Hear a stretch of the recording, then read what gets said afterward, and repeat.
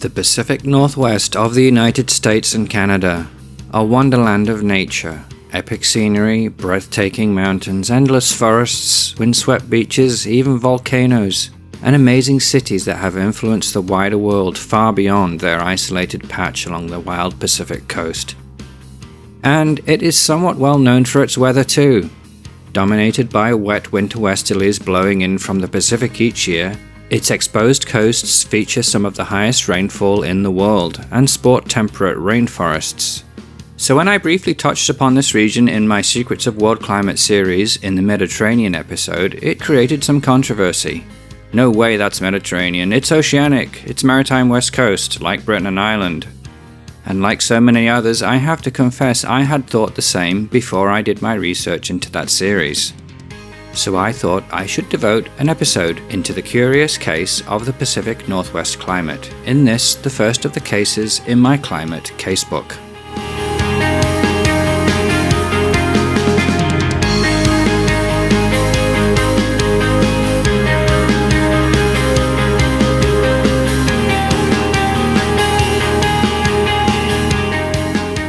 So the wet winters of the Pacific Northwest are pretty well known. It's also fairly well known that Vancouver has the mildest of all winters out of all the Canadian cities. But much fewer people know about the summers in this area. Having lived myself for many years in the Mediterranean climate of Southern California and South Australia and the oceanic climate of Britain, I have a very strong understanding of these two climate zones, born of direct experience backed by my own research. Yes, it's undoubtedly obvious to anyone who knows a little of geography that those Mediterranean areas are significantly warmer than Britain, both in winter and summer. That's one distinction. The other fairly well-known distinction is that those Mediterranean areas have dry summers. For most of the years that I lived there, I could remember most summers where it did not rain for 4, 5, even 6 months at all. To go without rain for even 1 month in Britain at any time of year is unusual, which was what made the British summer of 2018, where it was sunny every day and without rain for 2 months, all the more remarkable.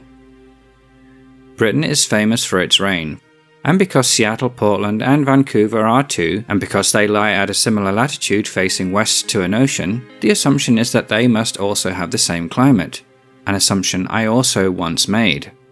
But the truth is that the Pacific Northwest climate is actually a hybrid of these two climates that I've lived under. It has very similar winter and summer temperatures to England, but it has the wet winter and dry summer patterns of California. Oceanic temperatures meet Mediterranean rainfall patterns. Compared to the dodgy summers of Britain, Pacific Northwest summers are consistently glorious affairs. Low rainfall and high sunshine hours are the norm. Let's start with temperature and rainfall by comparing the three main cities of the Pacific Northwest with those of Los Angeles and London. As can be seen, the Pacific Northwest has very similar temperatures to London, with Portland in the south being slightly warmer and Vancouver in the north being slightly cooler. LA is hotter than all the others year-round. No surprises there. But when it comes to rainfall, here is where eyebrows start to raise. All three Pacific Northwest cities experience less rain than London during summer, but much heavier rain during winter. London's rain is consistent throughout the year and is incidentally drier overall. It has the classic oceanic year-round rain pattern, whereas the Pacific Northwest has distinctly wetter winters and drier summers consistent with a Mediterranean climate like Los Angeles, albeit wetter. Equally telling is this graph comparing these same cities' monthly sunshine hours. All three Pacific Northwest cities experience similarly low sunshine hours to London in winter, but in summer, clearer skies result in sunshine hours that are closer to that of Los Angeles, which is well known for being one of the sunniest cities in the world.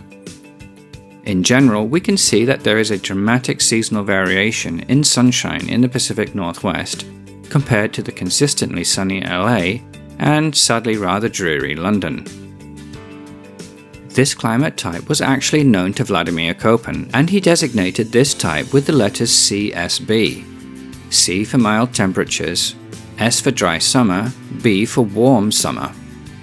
It shares 2 letters with Los Angeles, CSA, and 2 letters with London's CFB, and so it really is a hybrid of the two. That's not to say that the whole region comes under this climate zone. parts of the coast have so much rain, with some falling throughout the year, that they are in fact oceanic, although with a still noticeable winter-summer rainfall contrast. Vancouver also fits this bill and is on the border of oceanic CFB and warm summer Mediterranean CSB. Okay, so the climate data doesn't lie. The question is, why does this only occur in the Pacific Northwest? Well, actually, this climate zone does occur in a few other places of the world, such as northern Portugal, southern Chile, and the coast between Adelaide and Melbourne in Australia.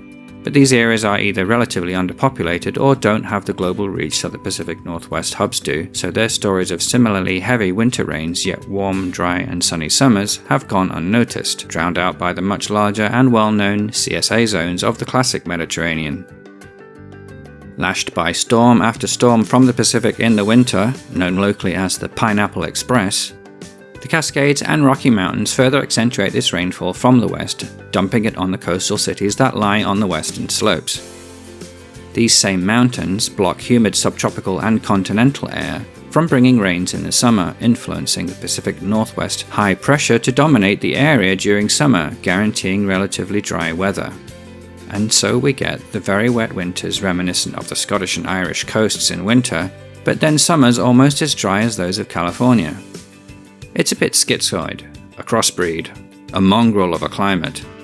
But talk to the locals and they love it. Well, the summers at least. Opinion is still divided on the winters. So I hope that puts that one to bed for you all. But I'm sure some of you will still have an opinion. If you live in this region, then I'd love to hear your perspective also.